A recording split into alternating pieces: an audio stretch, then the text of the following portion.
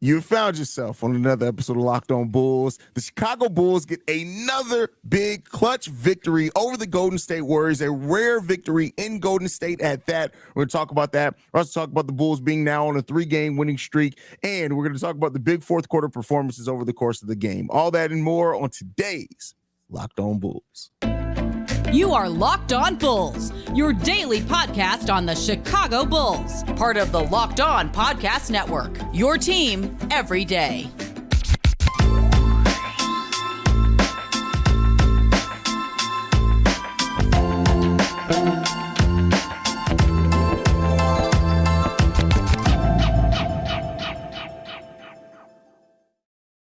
Thank you for tuning in to Locked On Bulls, member of the Locked On Podcast Network, where it's your team every single day. That's Pat the Designer, host and creator of the Windy City Breeze and host of the Chicago Bears podcast over at ESPN 1000, who just broke some major news a couple of days, by the way. Bro, I saw, it's funny enough, I was on Bleacher Report and I saw, hey, according to the Chicago Bears podcast, Pat the Designer, I was like, hey, my boy out here making it. I can do a little something. I can do a little something. You're doing a little something out there. My name is Haize. I'm host and creator of Chicago Bulls and Chicago Bears Central YouTube pages and podcasts. And today's episode is brought to you by Game Time. Download the Game Time app, create an account, and use code Locked On for $20 off your first purchase. Pat, we get to talk about something that even had we had the podcast since 2015, we wouldn't have been able to say for that long. Almost as long as my youngest child has been on this planet, almost as long. 2 years, a little bit past that, though. Since 2015, the Chicago Bulls have not gotten a win in Golden State. We coming into this game, we were 1-11 since 2018 against the Golden State Warriors. We get a victory now, our third game in a row. On top of that, all on the road. And this game against the Golden State Warriors, I mean, this game had a little bit of the Bulls sure know how to make it exciting. How do you feel about this victory, brother? Listen, our 22nd clutch win of the season, right? Like this still counts as a clutch win. Our 22nd clutch win of the season. I feel like this is one of the better ones that the Chicago Bulls have had. This is one of the more surprising ones the Bulls have had. And I'll say this, right? When you saw it get down to those clutch moments, or you saw it get down to those tough moments, the conversations that we've had, the things that we've talked about where we say, okay, how are the Bulls going to go out there and close a game out? You saw multiple players do a really good job tonight, but like, who's the guy that you can count on? And literally, because Thursday night is our night where we kind of kick it at Joel's crib. So we watched the game over there. And I looked at Jordan when it was a 1-point game. Jordan JC, host of Chicago Bears Breeze. I looked at him when it was a 1-point game with 4 seconds left.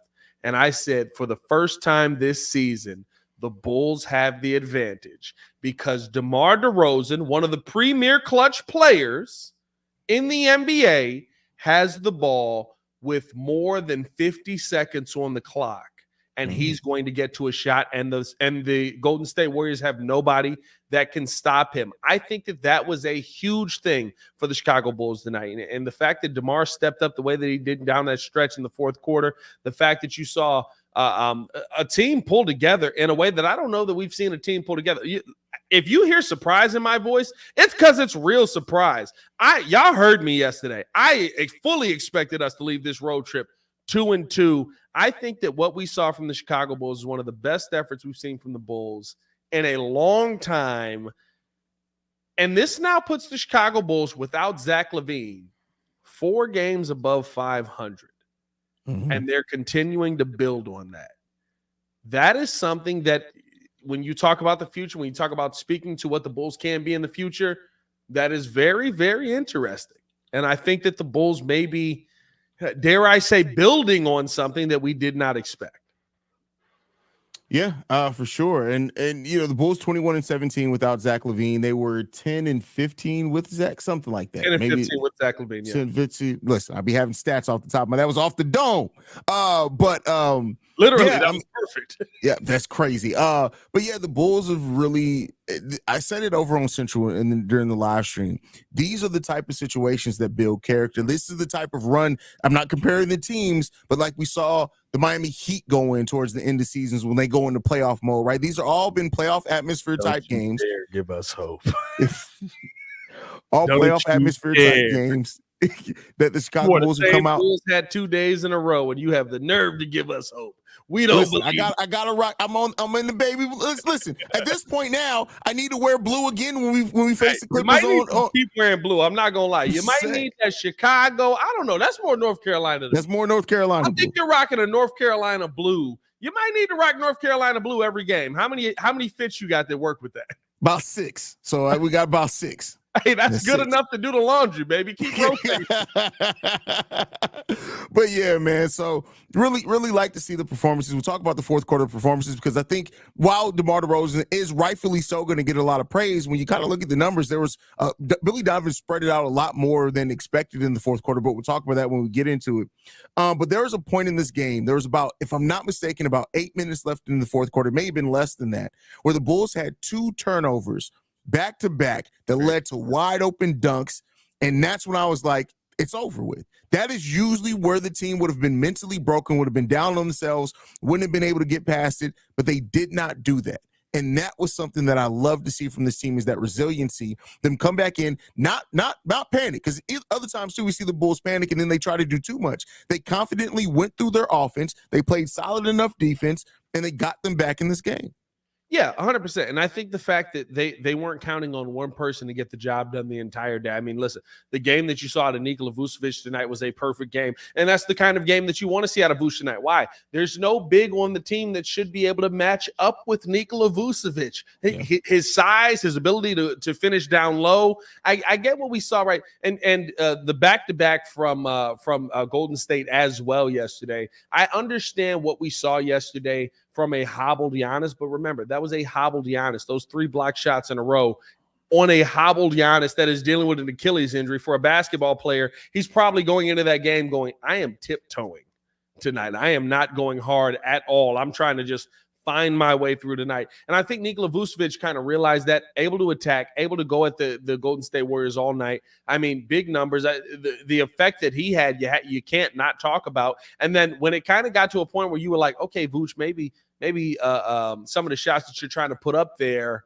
let's calm down. Like they've kind of adjusted to you. DeMar DeRozan able to step up. Coby White able to step up. Ayo Dosunmu able to get you some really, really tough buckets there. Like I think that this is the most complimentary basketball we've seen out of the Chicago Bulls post All-Star break, I'll say, versus a really, really tough team. I got something to throw out there that's a little bit concerning. Since we uncovered that Javon Carter's first name is actually Leroy, I knew you were going there. He's been playing better. Yeah. He's been playing better. Led the team in points off the bench yet again. I think this is the second game in a row when he did that. Had some really good defensive moments out there. Now, it does benefit the fact that for some reason, the Warriors decided not to play Kevon Looney, and they played mainly guards out there, even though they out-rebounded us. But we got to give credit. We gave criticism towards him, and I want to spend some time giving him his props. He's strung together 2 really solid role player type games from Javon Carter. How good does he have to play when we start calling him a Leroy? Remember, Darren Williams spent most of his career as Darren, then all of a sudden got that big money deal in Brooklyn, and he became Deron. Yeah. I mean, how well does he have to play when we start going from Leroy to Leroy? Yeah, I mean, like that's a big difference. That means that you're playing up to the guaranteed money. And tonight we saw Javon Carter play up to the guaranteed money. And I think what was surprising about it, and yes, we're going to joke about his name, all that stuff. The effort he gave on the defensive end tonight was probably the best effort we've seen from him all season as a Chicago in his entire time as a Chicago Bull. I think literally how he got back off of points that he scored, how he was able to attack defensively, and maybe playing against a player who is more like him, size-wise, stature-wise, and things like that, with Stephen Curry on the other side, worked to his advantage. But like, we know how tough Stephen Curry is. We know how difficult he is to guard. And dare I say, Javon Carter did an excellent job in his time on him. Yeah. Absolutely. Played it extremely well. And like I said, it's not, and we always are going, we're going to throw, if players are playing bad, they're getting these jokes. I have no qualm about them. Make no mistake about it. If you play bad on the Chicago Bulls, as long as Pat the Designer and Haize are hosts of the show, you're getting these jokes. But with that said, when you play well, also, we're going to give you your props and your accolades for playing well. And Javon Carter's strung together 2 really good games from Javon Carter. And Big Kev over there, he helped me on the post-game show. He said that you could tell that Javon Carter used to have a Jerry curl. That's why he went bald. And I was like, yeah, it makes sense. Well, listen, as long as you're a member of the Chicago Bulls, I think here's the thing. You're going to get these jokes or you're not, and it depends on how you play. But at the end of the day, on Locked On Bulls, Jordan Crawford will always be trash. Absolutely, and I stand on that.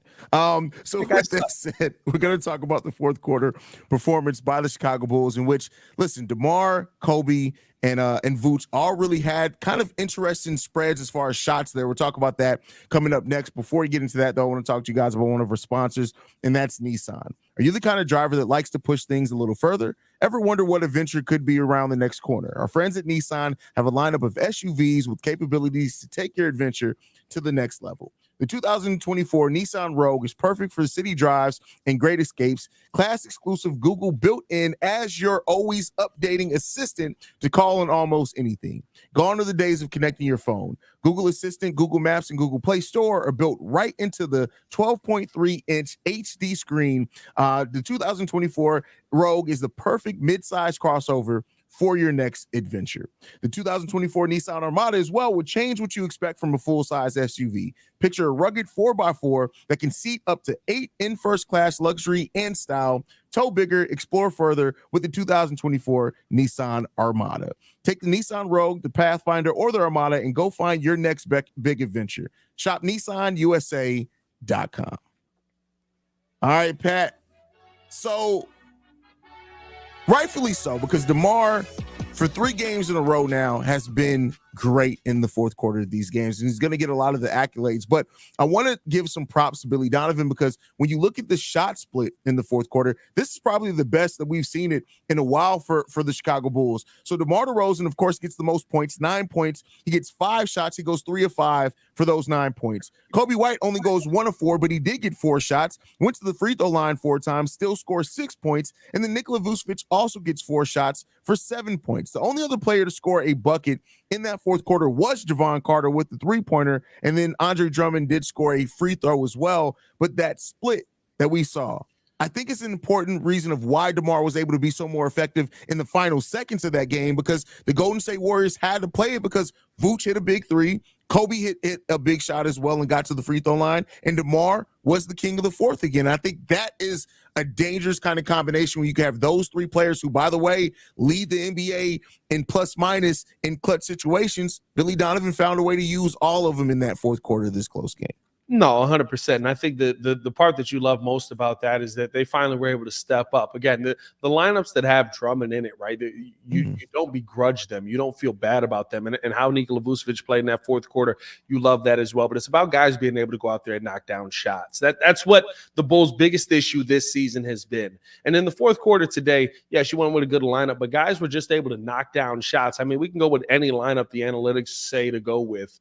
But realistically, who's going to be able to finish when you get in those big, tough moments? And DeMar DeRozan was one of those guys. Nikola Vucevic was one of those guys. And I think the combination of putting guys out there, and dare I say, that matched up poorly for the Golden State Warriors. Like, for the Bulls side, matched up really well, but for Golden State, matched up really poorly. I thought Billy Donovan did a really good job matching up in this one. I thought how the players attacked based on that. And it's almost as if, here's the part that maybe irritates me a little bit, right? It's the fact that the Chicago Bulls almost looked at, whoa, there's blood in the water. Now it's time to attack. And I watched this game and I went, where's this been?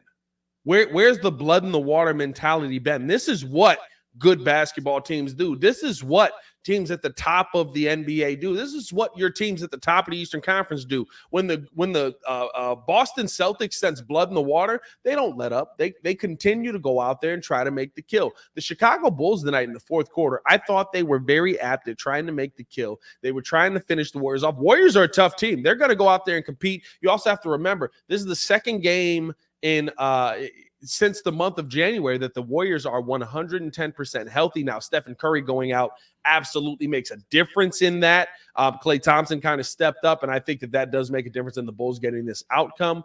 But nonetheless, right, a Warriors team that was healthy for most of the time, and when this fourth quarter started, you saw the Chicago Bulls go on the attack, and I think that is something that realistically we haven't seen much of any this season, minus some of those games where like Coby White is just going absolutely ballistic. But seeing the balance of the entire team not just go, oh, well, it's time for DeMar to take shots, so we're just going to get the heck up out of here. I thought that was one of the more entertaining parts of this game. For sure. I mean, everybody kind of, it seemed like, and I don't want to blame it on any or give credit to any one piece of it. I'm just going to talk about it from a team aspect. This team seems to be fitting and understanding the role that each one of them play in clutch time, and it's helping the whole vehicle that is the Chicago Bulls operate much more smooth. Now, Torrey Craig coming back as well. Shout out to Torrey Craig. You wouldn't even, to me, outside of the minutes that he played, I wouldn't have thought that he was out for injury. He came back and looked really, really good right away. Yeah, I mean, you talk about the attack that you saw from Torrey Craig. I mean, we'll talk about it more kind of in this third segment coming up. But the attack that he was on, and I think it set a tone for the Bulls. And that's kind of, you hate to say it because you shouldn't need one player to do it, but that's kind of what this team needs, right? Somebody to just set a tone and say, hey, listen, we're not going to back down. And I'll tell you what, it's the tone that is set in the situations where when the Bulls left the first quarter, remember, like there was a hard foul kind of at the end of the first. Nothing came of it. It ended up being, I think Drummond ends up getting fouled at the end of the first. Knocks down one of two. Yeah. But it was Draymond Green that did the foul. And as he walked away, I said in the second half, he's looking to be stupid aggressive. And when I say stupid, I mean stupid. Draymond could take that on his podcast and book it. Like there is a level where you can be aggressive, and then there's a level where it's like, all right, this is borderline like you're trying to take guys out. You can say that you're not trying to do that or not. It is what it is. You believe whatever you want to believe on the court. I watched you choke people out, stomp people out, all of that on a basketball court. Draymond went into the second half looking to injure somebody, whether he knows it or not. I won't necessarily say, and I get what you're saying that, but I won't call it injured for me personally, but I will say he was going out there to try to make a statement and see if he can punk somebody. He was definitely trying to do that. Well, and I think that's what I mean. Like, you're trying to be tougher than the other guy, but at this point, you're not as good at basketball as you used to be. Mm-hmm.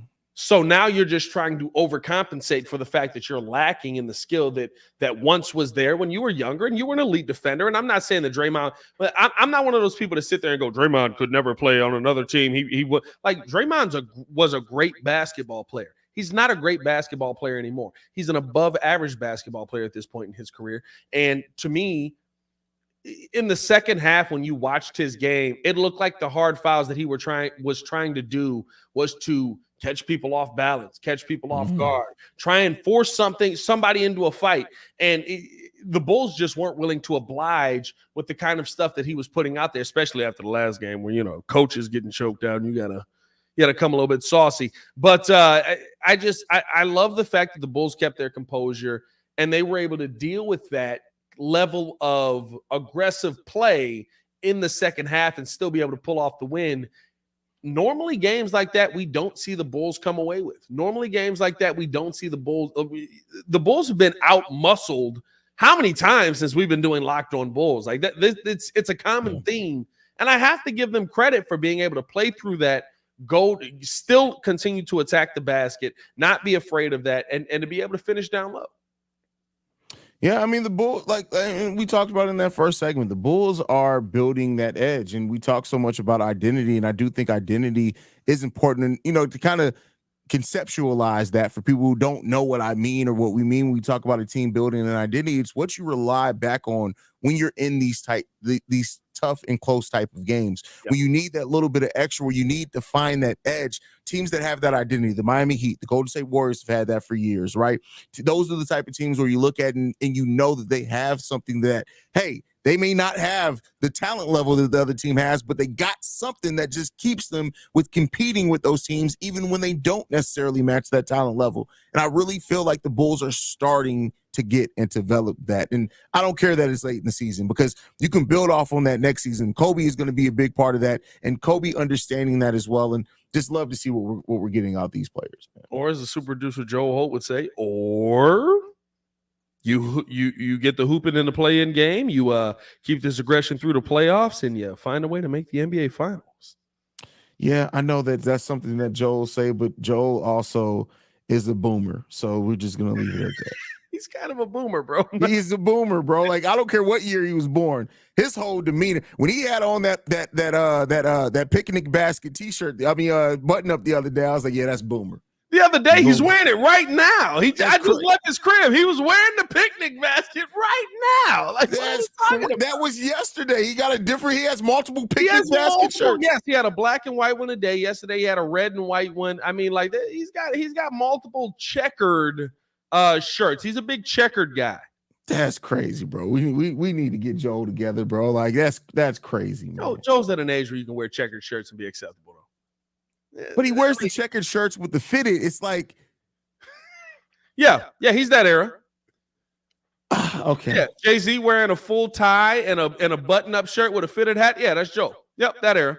That's definitely facts on that one. That's crazy. It all checks out. Hey, man, before we get into this next segment where we got to talk about the return of Torrey Craig and what that kind of meant, we kind of talked about it a little bit in this one. First, we got to tell you guys all about the Game Time app. I mean, listen, I've been telling you guys about Game Time the entire time. A app where literally it makes your life of buying tickets easy. This is the thing. You can find all of those exclusive deals. You can find those last-minute deals for football, basketball, concerts, comedy, theater, and more. With Zone Deals, you pick the section, and Game Time picks the seats for the big-time savings, so you can save even more money on Game Time. And the best part about Game Time, you ever been listen, there's so many people trying to check out Caitlin Clark, March Madness coming up. You want to go see the games in Iowa, and you don't want that pillar in front of you. Yeah, the pillars are everywhere, bro. Why are they building stadiums like this? Some people like poles in their faces. I mean, they're like 700-year-old stadiums, but still, like, there's no Roman gladiators in them. There's just Roman people. But, I mean, at the end of the day, here's the thing that you need to do. Go download the Game Time app right now. Take the guesswork out of buying tickets with Game Time. Download the app. Create an account and use the code LOCKEDON for $20 off your first purchase. Terms and conditions do apply. Again, create an account. Redeem the code LOCKEDON, LOCKEDON, for $20 off. Download the Game Time app today. Last-minute deals. Lowest prices guaranteed. All right, Pat, we had Torrey Craig returning after a long absence early, 2 weeks early. Well, I mean, he was gone for 2 weeks. It was 2 to 4 weeks, but he returned to the earlier part of that timeline. 14 minutes played in this game. Didn't score a single point, but why do I feel like he had an impactful non-scoring game? Like sometimes you just need that role player. And again, identity is one of those things that we talked about. When you build team identity, you need players that play in and understand their role. Now, I don't like the fact that it came via Julian Phillips basically losing all his minutes, only 4 minutes in this game. Ernie Lop still played 17 minutes. He hits 2 threes for 6 points. But Torrey Craig, in those 14 minutes played, I feel like showed just about every bit of why we love Torrey Craig for the role he plays on this team. 1 rebound, 2 assists, 1 block, but it felt more impactful than that. Here's the tough part about that. And it's no disrespect to Torrey Craig. I agree with you. Impactful minutes on the court. Julian Phillips would have gave you more. You're sitting guys that would have given you more. You're sitting guys that give you better. And I get it. Torrey Craig, for a playoff run, right, Torrey Craig probably gives you better. But what has Julian Phillips given you? Mm-hmm. What has he been able to do on the court? How has he been able to play? What kind of confidence has he built? You destroyed that tonight. That's my one gripe from the game. That's fair. I maybe I'm being pessimistic, Pat, again, but yes. And I know one game, a young player shouldn't get his confidence destroyed. Why? I've done everything you've asked me to do. I've played every role you've asked me to play, and you told me you're not good enough to play in tonight's game. Even though I was good enough to play in last night's game. Or the game before that. All these games where Torrey Craig was out. And it's not about going out there and proving that Torrey Craig is I believe Torrey Craig is a valuable piece to the Chicago Bulls for the next 2 years. Great. Julian Phillips is 20. 19? Yeah. Julian Phillips is 19 years old. Oh, he's 20 now. He turned 20 in November. Damn, he turned 20 in November? Turned 20 in November. Okay, he's 20 years old. Which one of those players do you expect to have a longer impact for you? And I agree with you. But just like you agree with my point, I agree with you 100%. But this is the question I'm going to ask you. Because the Bulls are trying to win, and when you get into a play-in scenario, which is a playoff type atmosphere, sorry about that. Don't you want to make sure that Torrey Craig is back in rhythm? Because while Julian Phillips is giving you some really solid minutes, I still think that you want to make sure Craig is fully ready to go, because in that play-in type atmosphere, you're going to want to bet on Torrey Craig more than Julian Phillips. No. Because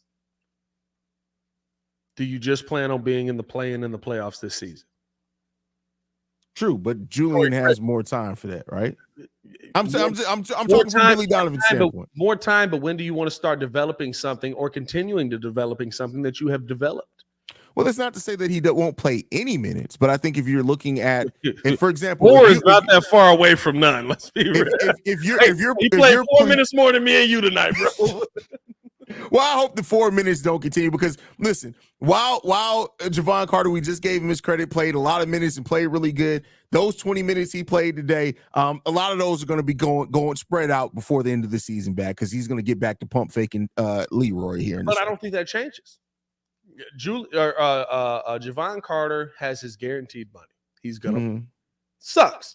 Politics of basketball. He's gonna play basketball. We're gonna sit here and we're gonna go, why do you keep playing this guy? Because he's guaranteed $10 million a year. He's not. Jevon Carter's contract isn't $10 million. Or not $10 million. I'm sorry. His contract is fully guaranteed, I should say. What is he? He's $6 million a year? Yeah, I think 6.5. Something like that. $6 million a year. Because he's guaranteed. Still crazy, man. And he's not playing a ton of minutes. So he's going to play the minutes he's guaranteed for. The problem that I have with saying, let's go Torrey Craig over Julian Phillips, not to say Torrey Craig shouldn't play. I think the person that shouldn't play, we all know his name. Yeah, I mean, like we're not questioning who should be sitting down here. But the problem that I have with how the Chicago Bulls played Julian Phillips tonight is, we have talked about every game that the Bulls have won on this West Coast trip and some of the games that they played back home before they went on this trip. The impact that Julian Phillips has had defensively, scoring the basketball, hustling. What did we see tonight from Torrey Craig? Defensive intensity. Didn't score the basketball, but I think he can get back to scoring the basketball. The hustle that he showed, how he set the tone.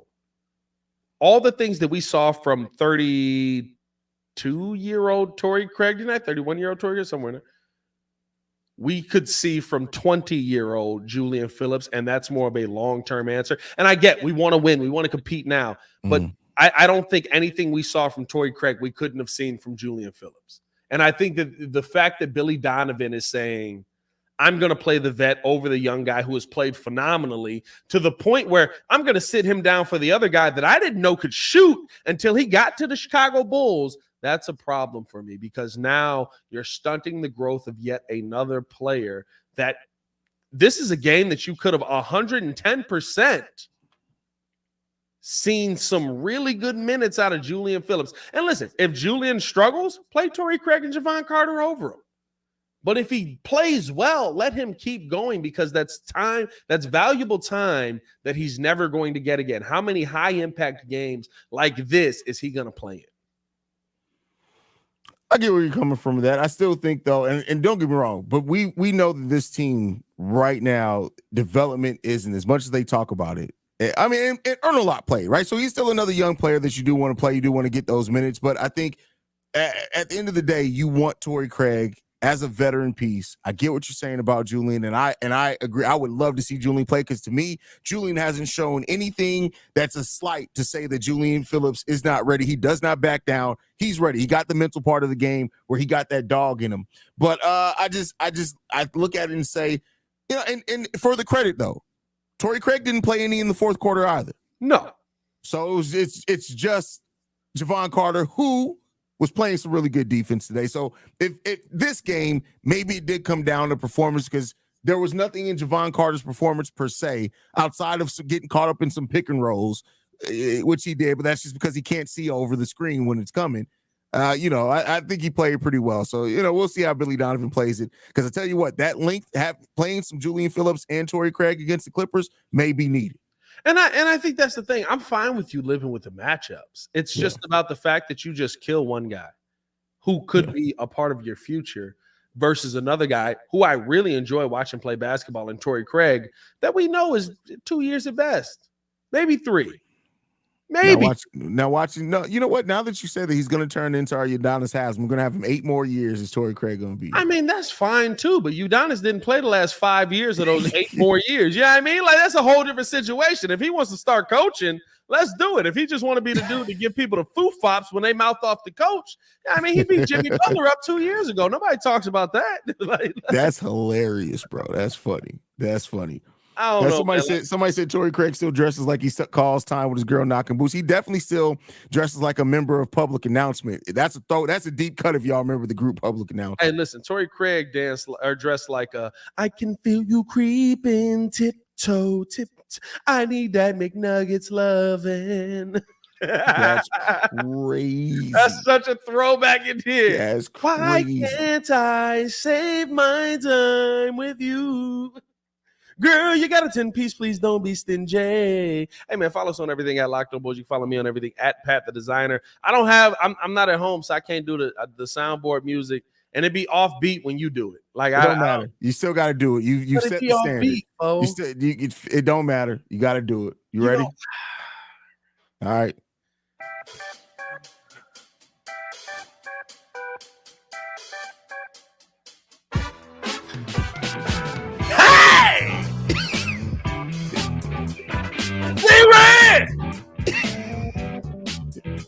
Golden State!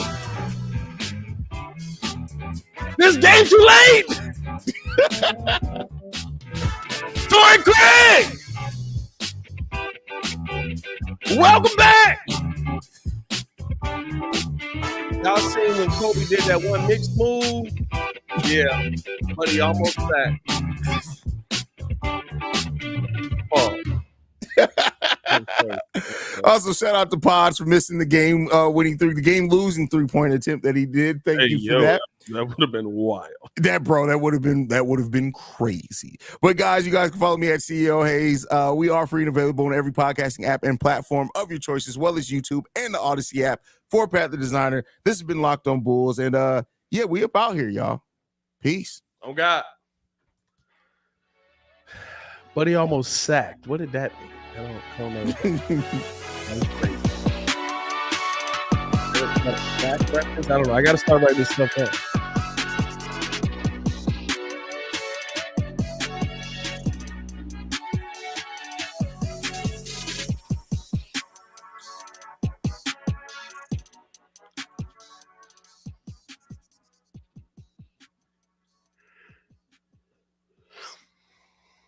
See red.